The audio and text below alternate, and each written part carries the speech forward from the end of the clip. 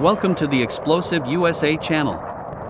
Ukraine is now able to inflict significant losses on the Russians, Ukrainian President Volodymyr Zelensky said Monday, as other Ukrainian officials claimed an influx of Western weapons is changing the battlefield.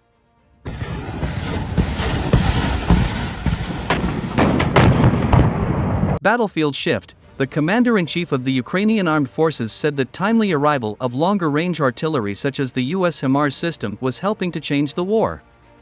CNN has identified nearly 20 strikes far behind Russian lines so far this month, some of them causing large explosions and multiple detonations.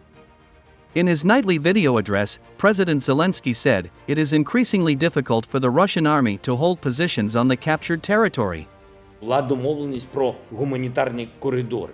Чи спрацювала вона? Замість неї спрацювали російські танки, російські гради, російські... Officials suspended. Zelensky has suspended two key figures in his government, questioning their leadership qualities and accusing many of their subordinates of treason and collaborating with Russia.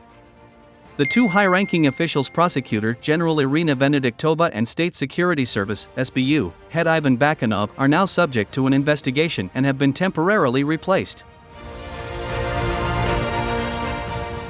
Frontline fighting. Ukrainian forces are resisting attacks by Russian forces in the eastern Donetsk region, the Ukrainian military said.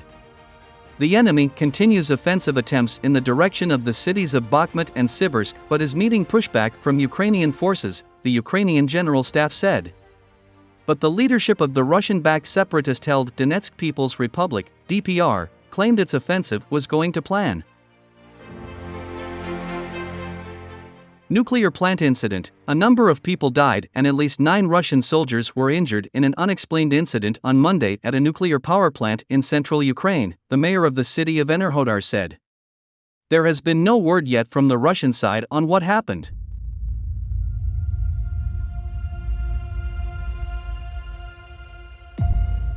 Washington visit. Ukraine's First Lady, Alina Zelenska, met with U.S. Secretary of State Antony Blinken on Monday as part of her high-profile trip to the United States, where she will address members of Congress and meet U.S. First Lady Jill Biden.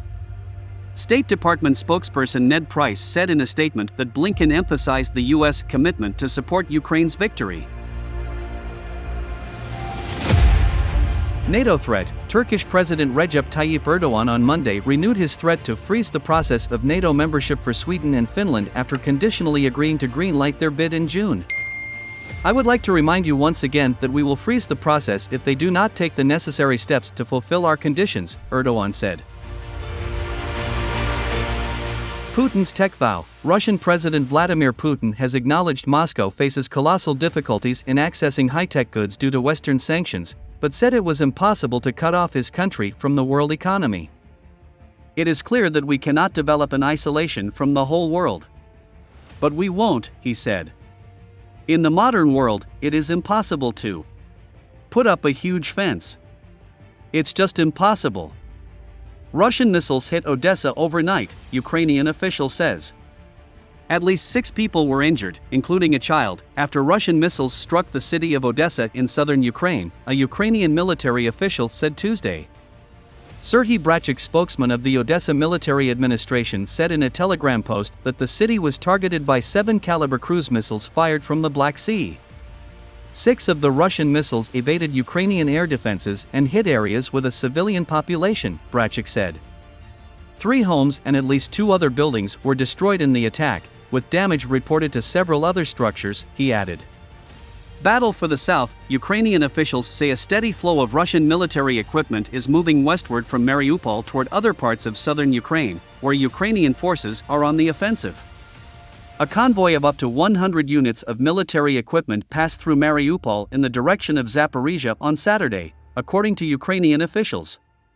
Some independent analysts believe this is to support Russian forces in Kherson that have come under attack from Ukrainian long-range weapons. Subscribe for more update news of Russia-Ukraine war.